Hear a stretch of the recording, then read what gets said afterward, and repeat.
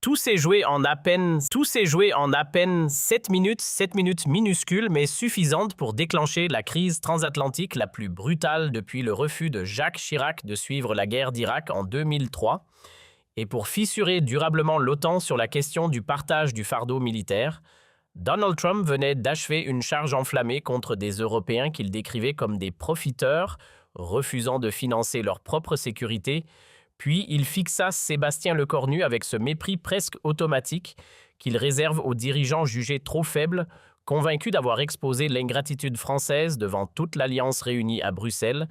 Et pourtant, à cet instant précis, tout bascula. Le premier ministre français se leva et prononça des mots qui figèrent littéralement la délégation américaine, car il ne s'agissait plus d'un banal désaccord budgétaire ni d'une querelle de pourcentage militaire, mais bien d'un moment charnière où un homme de 39 ans fit comprendre au président américain avec une clarté implacable que le temps où Washington imposait ses conditions à l'Europe sans contestation venait tout simplement de prendre fin. Pour comprendre l'ampleur du séisme qui allait secouer cette assemblée de l'OTAN, il faut remonter 3 mois en arrière. Quand Donald Trump avait repris le pouvoir à la Maison-Blanche en janvier, son retour triomphal s'accompagnait d'une promesse de campagne explosive, faire payer les Européens pour leur défense ou retirer les troupes américaines du continent. Cette menace n'était pas nouvelle dans la rhétorique trumpiste, mais cette fois, le président américain était déterminé à la mettre en œuvre. Dans le bureau ovale, restauré selon ses goûts dorés, Trump convoquait régulièrement son nouveau secrétaire à la Défense, le général Mike Waltz, ancien béret vert devenu stratège républicain pour discuter de sa nouvelle doctrine atlantique. L'objectif était simple et brutal, transformer l'OTAN en organisation payante, où chaque pays devrait verser une cotisation proportionnelle au service de protection américain. chaud. Les Européens vivent sous notre parapluie nucléaire depuis 75 ans sans payer leur part, tempêtait Donald Trump lors d'une réunion du Conseil de sécurité nationale. La France dépense 2,1% de son produit intérieur brut pour la défense. C'est ridicule. Nous, on en dépense 3. Ils doivent passer à 5% minimum ou on dégage nos soldats. Cette obsession trumpiste pour les pourcentages de produit intérieur brut masquait une réalité beaucoup plus complexe que le président américain refusait obstinément d'admettre. Les États-Unis ne maintenaient pas 100 000 soldats en Europe par générosité altruiste envers de vieux alliés reconnaissants, mais par pur calcul d'intérêt stratégique national. Les bases américaines disséminées à travers le continent européen constituaient bien plus que de simples garnisons défensives. La base aérienne de Ramstein en Allemagne, par exemple, servait de hub logistique central pour absolument toutes les opérations militaires américaines au Moyen-Orient et en Afrique. Sans cette plateforme stratégiquement positionnée, l'armée américaine devrait déployer ses forces directement depuis les États-Unis, multipliant les coûts de transport par 4 et réduisant drastiquement les capacités de réaction rapide. Le Pentagone estimait que Ramstein permettait à elle seule d'économiser 23 milliards de dollars par an en coûts de projection militaire. Les installations de renseignement américaines en Europe constituaient un autre avantage stratégique majeur systématiquement omis dans la comptabilité trumpiste. Les stations d'écoute de la NSA en Allemagne et au Royaume-Uni captaient quotidiennement des millions de communications russes, chinoises et moyen-orientales. Les centres d'analyse de la CIA à Francfort traitaient 78% des renseignements américains sur le terrorisme international. Ces capacités de surveillance auraient été impossibles à reproduire depuis le territoire américain. Plus lucratif encore pour Washington les contrats d'armement massifs que les pays européens passaient avec l'industrie de défense américaine. Sous la pression politique de maintenir l'interopérabilité avec les forces américaines, les pays de l'OTAN achetaient prioritairement des équipements militaires américains chasseurs F-35 missiles, Patriot, système de communication drone Reaper. Entre 2015 et 2024, ces ventes d'armes américaines à l'Europe avaient généré 267 milliards de dollars de revenus pour Lockheed Martin, Boeing, Raytheon et Northrop Grumman. Monsieur le Président avait tenté d'expliquer Lloyd Austin, ancien secrétaire à la Défense, consulté par l'équipe Waltz, « Notre présence en Europe n'est pas une charité, c'est un investissement stratégique qui rapporte énormément aux États-Unis en termes de projection de puissance de renseignement et de contrats industriels. Si on part d'Europe, on perd bien plus qu'on ne gagne. » Mais Donald Trump, imperméable aux analyses stratégiques nuancées qui ne correspondaient pas à sa vision binaire du monde, balayait ses arguments d'un revers de main. Dans son esprit transactionnel de businessman new-yorkais, toute relation internationale devait se traduire par un bilan comptable simple, soit l'Amérique gagnait de l'argent, soit elle se faisait arnaquer. La complexité des bénéfices stratégiques indirects ne l'intéressait pas.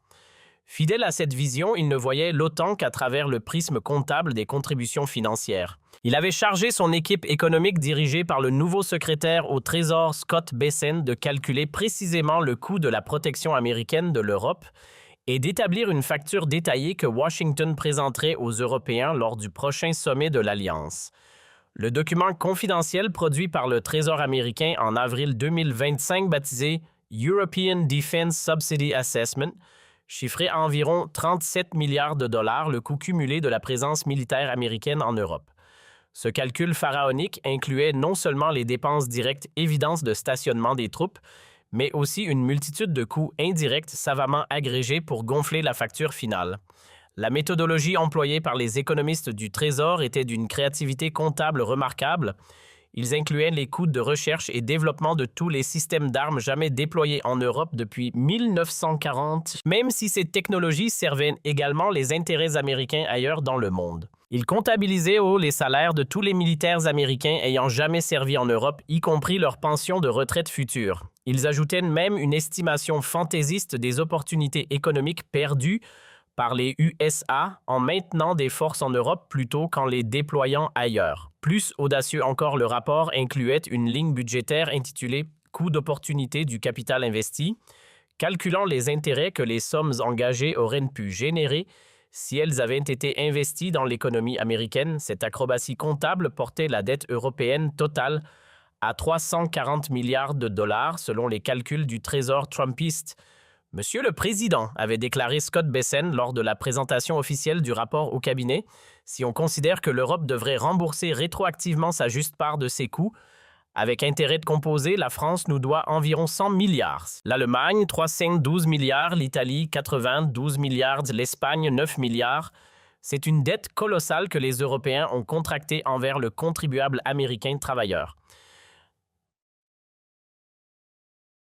Cette comptabilité totalement fantaisiste reposait sur une hypothèse fondamentalement malhonnête que les USA ne tiraient absolument aucun bénéfice stratégique, économique ou politique de leur présence en Europe. Elle ignorait délibérément que la domination américaine sur l'Alliance Atlantique permettait à Washington de façonner l'ordre international selon ses intérêts, de contrôler les choix stratégiques européens et de maintenir son statut de superpuissance mondiale incontesté.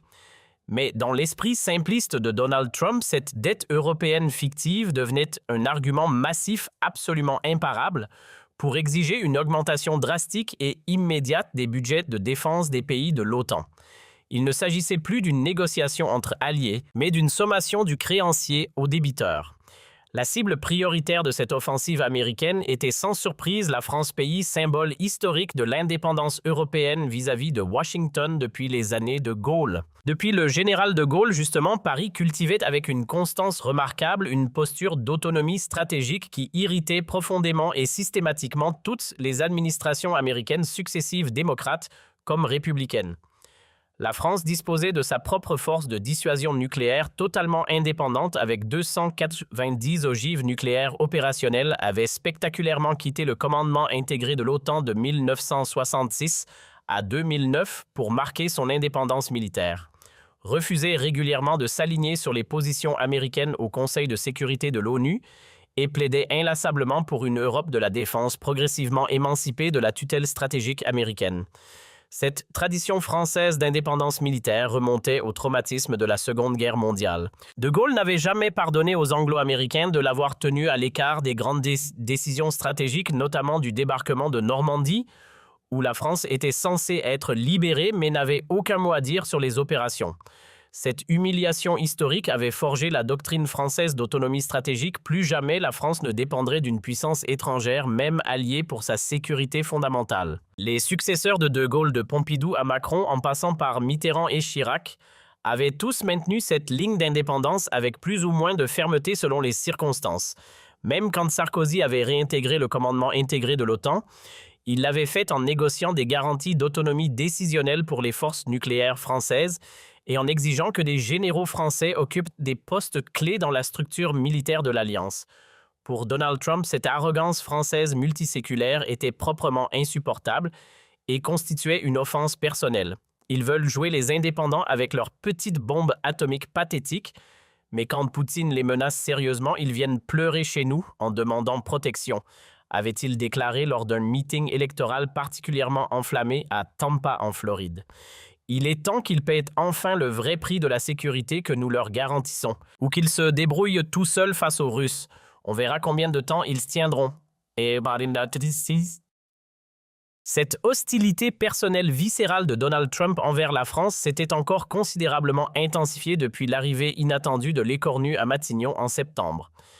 Le jeune premier ministre français de 39 ans incarnait absolument tout ce que Trump détestait profondément dans l'élite politique européenne, un technocrate parfaitement formaté polyglotte maîtrisant 5 langues, couramment défenseur dogmatique du multilatéralisme onusien et de la régulation internationale contraignante, admirateur affiché de l'Union européenne fédérale.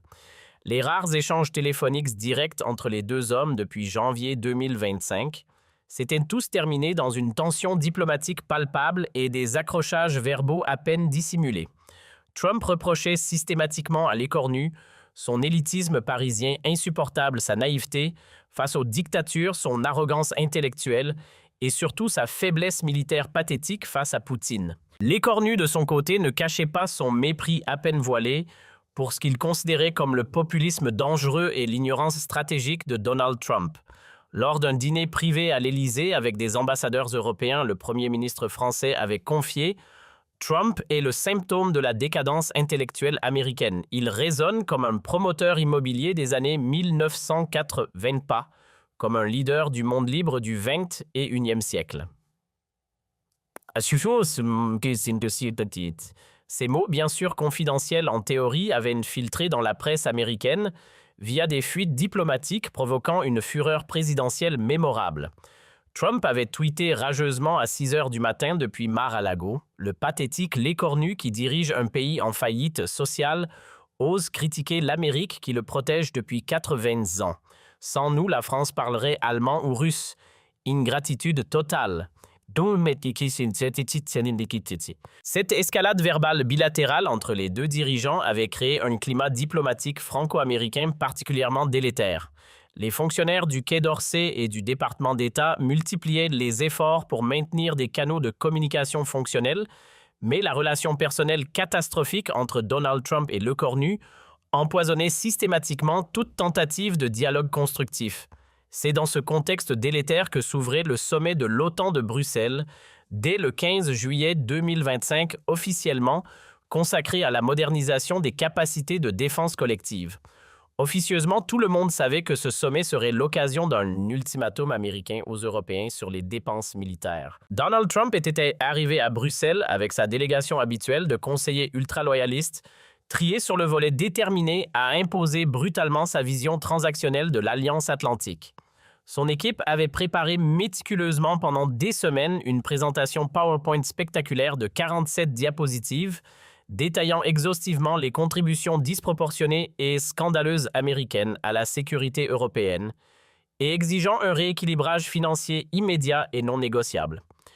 La délégation américaine comprenait les figures les plus dures de l'administration Trump, le général Mike Waltz, secrétaire à la Défense, et ancien béret de verre réputé pour sa rhétorique anti-européenne agressive, Marco Rubio, secrétaire d'État et faucon atlantiste convaincu, Kash Patel, directeur de la CIA et loyaliste trumpiste absolu, et bien sûr Scott Bessent, secrétaire au Trésor et architecte principal de la théorie de la dette européenne. Ces Européens mollassons vont enfin comprendre qu'on n'est pas leur armée gratuite de mercenaires, avait déclaré Donald Trump à ses conseillers rassemblés dans sa suite présidentielle du Steigenberger Grand Hôtel de Bruxelles la veille du sommet. Soit ils passent immédiatement à 5% de leur produit intérieur brut en dépenses militaires, comme je l'exige, soit on commence à retirer progressivement nos troupes et nos garanties nucléaires. Point final, pas de négociation possible. Cette stratégie trumpiste d'ultimatum brutal et public reposait sur un calcul politique apparemment rationnel mais fondamentalement erroné. Les Européens étaient présumés trop divisés politiquement, trop faibles militairement et trop terrorisés par la menace russe pour oser résister collectivement à la pression américaine. Ils finiraient inévitablement par céder et accepter les conditions de Washington exactement comme ils l'avaient toujours fait docilement depuis 1945. Selon la vision trumpiste simpliste de l'histoire, Donald Trump était personnellement convaincu que sa rhétorique brutale habituelle combinée à la menace crédible de retrait militaire américain suffirait automatiquement à faire plier les dirigeants européens paralysés par leur dépendance structurelle envers le parapluie sécuritaire américain. Il ne concevait même pas la possibilité d'une résistance européenne organisée. Le matin du sommet, l'équipe américaine avait organisé un breakfast briefing avec des journalistes striés sur le volet pour préparer le terrain médiatique. Le président va dire aux Européens leurs 4 vérités aujourd'hui, avait annoncé le porte-parole de la Maison-Blanche. L'ère du free riding européen est terminée. Soit ils paient leur juste part, soit l'Amérique reconsidère fondamentalement son engagement atlantique. Cette campagne de communication agressive visait à créer une pression médiatique maximale sur les dirigeants européens, avant même le début des discussions officielles. Fox News Breitbart publiait des éditoriaux cinglants, exigeant que l'Europe paie enfin sa dette envers l'Amérique. L'opinion publique américaine, largement isolationniste depuis l'échec afghan, soutenait massivement la ligne dure de Donald Trump selon les sondages. Mais Donald Trump ne soupçonnait pas que l'écornu avait préparé cette confrontation avec une rigueur toute française, compilant des décennies de données historiques, d'analyse stratégique et de calcul économique pour démontrer méthodiquement l'hypocrisie américaine et l'absurdité de la comptabilité trumpiste. Derrière la façade diplomatique, Matignon avait lancé depuis 6 semaines une opération de contre-intelligence stratégique baptisée « Vérité Atlantique ».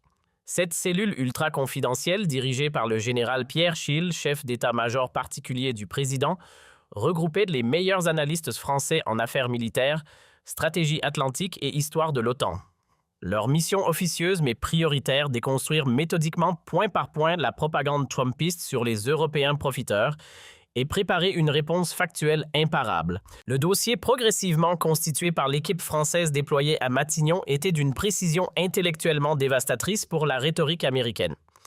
Il révélait systématiquement que la comptabilité trumpiste omettait volontairement tous les bénéfices stratégiques, économiques, diplomatiques et politiques massifs que Washington tirait concrètement de sa présence militaire continue en Europe. Les bases américaines permanentes en Allemagne, particulièrement le complexe géant de Ramstein, servaient quotidiennement de plateforme logistique absolument indispensable pour toutes les opérations militaires américaines déployées au Moyen-Orient, en Afrique et en Asie centrale. Sans ces infrastructures européennes stratégiquement positionnées, l'armée américaine devrait projeter ses forces directement depuis la côte Est américaine, multipliant les coûts de transport aérien et maritime par un facteur de 4 et réduisant drastiquement les capacités de réaction rapide. Le Pentagone lui-même, dans ses documents de planification stratégique classifiés que les services français avaient réussi à obtenir discrètement, estimait que les bases européennes permettaient d'économiser annuellement 34 milliards de dollars en coûts de projection militaire évités. Sur 75 ans, cela représentait 550 milliards de dollars d'économies directes pour le budget américain de la défense. Les systèmes de renseignement américains massivement déployés en Europe constituaient un autre avantage stratégique colossal systématiquement omis dans la comptabilité trumpiste simpliste. Les gigantesques stations d'écoute électronique de la NSA, implantées en Allemagne, au Royaume-Uni et en Italie, captaient quotidiennement des dizaines de millions de communications téléphoniques et Internet russes, chinoises, iraniennes et moyen-orientales. Les centres d'analyse ultra sophistiqués de la CIA, installés à Francfort, Munich et Londres, traitaient informatiquement 78% du renseignement américain global sur le terrorisme international, le narcotrafic et la prolifération nucléaire. Ces capacités massives de surveillance et d'interception aurait été techniquement impossible à reproduire efficacement depuis le territoire américain en raison des distances satellites et des limitations physiques de transmission des signaux électromagnétiques. L'Europe offrait simplement une position géographique idéale pour espionner tout l'hémisphère oriental de la planète. Monsieur le Premier ministre avait expliqué avec satisfaction le général Schill lors du briefing stratégique final à Matignon. Les Américains nous présentent une facture unilatérale de 1 237 milliards de dollars sur 75 ans de présence militaire en Europe. Mais nos calculs rigoureux démontrent mathématiquement qu'ils ont en réalité gagné plus de 140 milliards de dollars en bénéfices stratégiques directs. Avantages commerciaux, profits industriels et économies opérationnelles grâce à leur implantation européenne. Selon toute logique comptable nette, ce sont eux qui nous doivent massivement de l'argent, absolument pas l'inverse comme Donald Trump ose le prétendre. Plus accablant encore pour Washington, l'analyse française ultra détaillée révélait que les guerres américaines catastrophiques en Irak et en Afghanistan avaient coûté aux pays européens de l'OTAN plus de 340 milliards d'euros en contributions militaires directes et indirectes entre 2001 et 2021. Cette somme astronomique incluait non seulement les coûts évidents de déploiement des troupes européennes sur ces théâtres d'opérations lointains, mais aussi une multitude de dépenses cachées que les gouvernements européens n'avaient jamais osé comptabiliser publiquement. Les pays membres de l'Alliance Atlantique avaient collectivement fourni 140 000 soldats pour ces opérations lancées unilatéralement par les USA, sans consultation réelle des alliés, perdant tragiquement plus de 1200 militaires tués au combat et plus de 8400 blessés graves dans des guerres qui ne servaient en rien les intérêts sécuritaires européens, mais uniquement l'agenda américain au Moyen-Orient.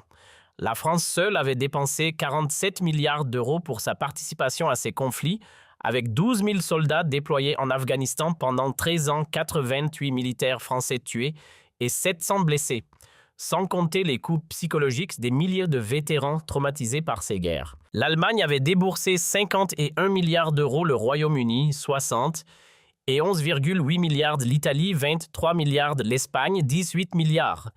Et pour quel résultat concret l'Irak était devenu un État failli, contrôlé par des milices pro-iraniennes, exactement l'inverse des objectifs américains proclamés. L'Afghanistan était retombé sous le contrôle des talibans en août 2020 et après un retrait chaotique et humiliant, décidé unilatéralement par Washington sans même consulter les alliés européens, qui avaient sacrifié sang et argent pendant 2 décennies. Monsieur le Premier ministre, avait martelé avec indignation le colonel François Lecointre, ancien chef d'état-major des armées, consulté pour l'analyse historique. Nous avons dépensé des fortunes et sacrifié nos soldats pour des aventures militaires américaines basées sur des mensonges délibérés. Les armes de destruction massive irakiennes n'ont jamais existé. Ben Laden était au Pakistan, pas en Afghanistan. Ces guerres ont été des catastrophes absolues dont les Européens ont payé le prix, sans en tirer aucun bénéfice. L'équipe Le Cornu avait également exhumé des documents déclassifiés prouvant que l'administration Bush avait exercé des pressions diplomatiques massives et des chantages commerciaux sur les pays européens réticents pour les forcer à participer à l'invasion de l'Irak. Les gouvernements européens n'avaient pas rejoint ces guerres par conviction stratégique, mais par peur de représailles économiques américaines et par soumission à l'hégémonie de Washington. Le 15 juillet 2025 à 15h30 précise dans la salle du Conseil de l'OTAN au nouveau siège de l'Alliance, Donald Trump prit la parole avec cette assurance agressive qui caractérisait ses interventions internationales. Vêtu de son costume bleu marine caractéristique avec sa longue cravate rouge, il incarnait parfaitement l'America First qu'il défendait. « Mesdames et messieurs les chefs d'État et de gouvernement », commença-t-il avec ce ton direct qui faisait de sa marque, « je suis ici aujourd'hui pour dire une vérité que trop de mes prédécesseurs n'ont pas eu le courage de dire. L'OTAN est un accord déséquilibré où l'Amérique paie et l'Europe profite. » Son discours était typiquement trumpiste, chiffres approximatifs, comparaisons douteuses, patriotisme économique et menaces à peine voilées. L'Amérique dépense 600 milliards de dollars par an pour sa défense. La France 64 milliards, l'Allemagne 63 milliards. Nous dépensons plus que les 30 autres pays de l'OTAN réunis. C'est inacceptable. Cette présentation des chiffres bruts omettait volontairement de mentionner que les USA avaient une économie 7 fois plus grande que la France et 5 fois plus grande que l'Allemagne, rendant la comparaison en valeur absolue totalement trompeuse. Mais Donald Trump poursuivit sans se soucier des nuances économiques. Nous avons 100 000 soldats américains stationnés en Europe pour protéger des pays qui peuvent se permettre de payer leur défense, mais qui préfèrent dépenser leur argent dans leurs programmes sociaux généreux, continua-t-il avec un mépris évident. C'est le contribuable américain qui subventionne l'État-providence européen. Ça suffit. Cette rhétorique sur les Européens socialistes profiteurs était un classique du Trumpisme, ignorant totalement que les dépenses sociales européennes finançaient des systèmes de santé et d'éducation dont les USA auraient bien besoin. Mais Donald Trump ne s'arrêta pas là dans sa charge. L'accord était simple, les pays de l'OTAN devaient dépenser 2% de leur produit intérieur brut pour la défense. Beaucoup ne respectent toujours pas cet engagement, ce n'est pas suffisant. Nous exigeons maintenant 5% minimum, déclara-t-il en regardant directement la délégation française. La France dépense 2,1%, c'est ridicule. Ils doivent passer à 5% immédiatement ou nous retirerons progressivement nos forces du continent européen. Cette exigence de tripler les dépenses militaires européennes en quelques années était économiquement irréaliste et stratégiquement absurde. Mais Donald Trump la présenta comme un ultimatum non négociable. Il termina par une menace qui glaça l'assistance « L'Amérique ne sera plus le garde du corps gratuit de l'Europe. Soit vous payez le vrai prix de votre sécurité, soit vous vous débrouillez seul face à Poutine. Le choix vous appartient, mais nous ne négocierons pas. » Les applaudissements qui suivirent furent maigres et gênés principalement de la part de la délégation américaine. L'Assemblée de l'OTAN était choquée par la brutalité de l'ultimatum trumpiste. Tous les regards se tournèrent vers l'écornu quand il demanda calmement à prendre la parole. Le premier ministre français se leva avec cette dignité républicaine qui caractérisait la tradition diplomatique française, s'approcha du pupitre sans précipitation et fixa Donald Trump droit dans les yeux avant de prononcer les mots qui allaient choquer Washington et diviser l'Alliance atlantique. « Monsieur le Président Trump, commença-t-il d'une voix posée mais tranchante, je vous remercie pour cette démonstration parfaite de ce qu'est devenu le discours américain, un mélange toxique d'arrogance et de comptabilité falsifiée. L'attaque était immédiate et frontale. Donald Trump, visiblement surpris par cette agressivité française inhabituelle, fronça les sourcils. Vous parlez de contributions déséquilibrées, continua Lecornu en sortant un dossier de sa serviette. Permettez-moi de vous rappeler quelques faits que vous préférez manifestement ignorer. En 2003, les USA ont envahi l'Irak sur la base de mensonges sur les armes de destruction massive. Coût de cette guerre pour les Européens, 70 milliards d'euros et 767 soldats morts. Pour défendre quels intérêts américains, M. Trump? Ces statistiques sur la guerre d'Irak firent l'effet d'une bombe. L'Assemblée découvrait un angle de la relation transatlantique soigneusement occulté par la propagande américaine. Afghanistan 2001 à 2021, poursuivit Lecornu méthodiquement, les USA invoquent l'article 5 de l'OTAN après le 11 septembre. Résultat, 140 000 soldats européens déployés, 130 milliards d'euros dépensés par les Européens pour finir par une débâcle totale et un retrait chaotique décidé unilatéralement par Washington. Chaque révélation était un coup porté à la rhétorique trumpiste. Donald Trump tenta d'intervenir. « Monsieur le Premier ministre, c'était… » Mais Lecornu l'interrompit sèchement. « Non, Monsieur Trump, c'est moi qui parle maintenant. Vous allez écouter. » Et il continua son démontage implacable. « Vous nous accusez de profiter de votre protection. Savez-vous combien les bases américaines en Europe rapportent à votre économie ? 34 milliards de dollars par an en contrats locaux en salaires dépensés en avantages stratégiques. Ramstein en Allemagne est votre plateforme de projection vers le Moyen-Orient et l'Afrique. Sans elle, vos opérations coûteraient 40% plus cher. Cette révélation sur les bénéfices économiques américains de leur présence en Europe touchait au cœur de l'argument trumpiste. Dans l'assistance, plusieurs délégués échangeaient des regards surpris. Mais parlons surtout de votre comptabilité mensongère, continua Lecornu avec une colère contenue. Vous dites que l'Amérique paye 187 milliards. Vos économistes oublient de mentionner que l'industrie américaine de l'armement a vendu pour 340 milliards de dollars d'armes aux Européens pendant la même période. Qui profite de qui, M. Trump? Cette contrefacturation française était dévastatrice. Elle démontrait que loin de subventionner l'Europe, les USA tiraient d'énormes profits de leur relation avec l'Alliance. Et puisque vous évoquez les pourcentages de produits intérieurs bruts, poursuivit Lecornu, permettez-moi de vous rappeler une réalité économique élémentaire. La France consacre 64 milliards à sa défense avec un produit intérieur brut de 3 000 milliards. Les USA en dépensent 167 milliards avec un produit intérieur brut de 22 000 milliards en proportion de notre richesse. 2. Nous faisons autant d'efforts que vous. Cette remise en perspective des chiffres absolus que Donald Trump aimait manipuler était particulièrement efficace. L'écornu démontrait que la comparaison brute était intellectuellement malhonnête. Donald Trump, rouge de colère, tenta une contre-attaque. La France a sa petite force nucléaire, mais... Justement, parlons-en. Le coupa le cornu. Notre dissuasion nucléaire indépendante protège toute l'Europe, pas seulement la France. Elle coûte 6 milliards par an. Nous ne vous avons jamais demandé de participation. C'est ça la vraie solidarité atlantique. Le silence qui suivit cette mention de la force de frappe française était révélateur. Le cornu venait de rappeler que, contrairement à ce que prétendait Donald Trump, l'Europe n'était pas totalement dépendante du parapluie nucléaire américain. Mais le cornu réservait le plus dur pour la fin. Monsieur Trump, vous exigez que nous passions à 5% de notre produit intérieur brut en dépenses militaires. Très bien. Mais alors les USA doivent rembourser les 340 milliards d'euros que nous avons dépensés pour vos guerres en Irak et en Afghanistan. Des guerres qui ne servaient pas la sécurité européenne, mais l'impérialisme américain. Et puis vint la conclusion qui restera dans les mémoires. L'OTAN n'est pas une entreprise de protection où l'Amérique serait le patron et l'Europe les clients. C'est une alliance entre égaux. Si vous voulez la transformer en raquette, alors nous créerons notre propre système de défense européen. L'époque où Washington dictait ses conditions à l'Europe est révolue. L'explosion qui suivit fut immédiate. Donald Trump quitta momentanément la salle furieux, suivi par une partie de sa délégation. Dans l'assistance, c'était la stupéfaction générale.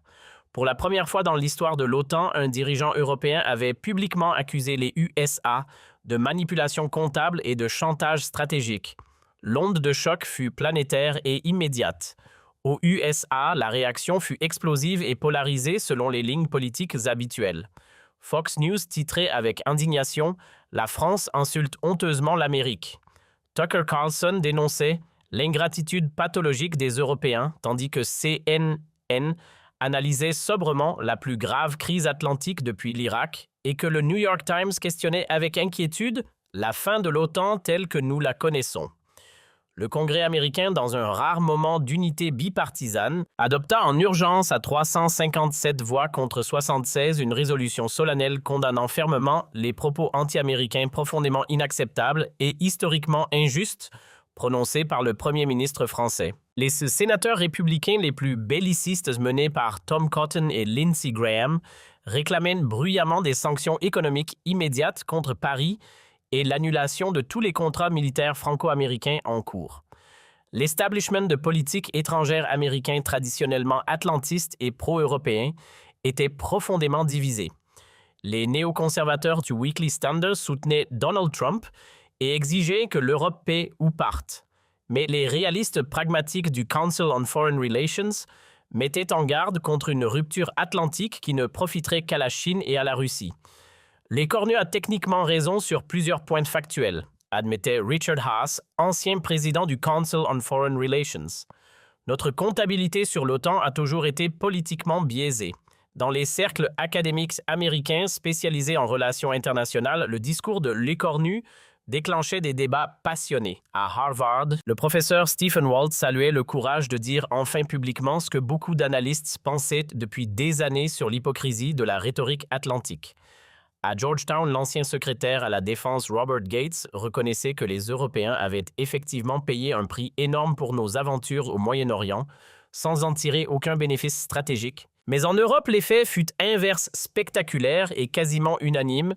De Berlin à Rome, de Madrid à Varsovie, de Stockholm à Athènes, les opinions publiques européennes saluèrent massivement et avec enthousiasme le courage historique français et la réplique salutaire à l'arrogance américaine. Les réseaux sociaux européens explosèrent de messages de soutien à l'écornu.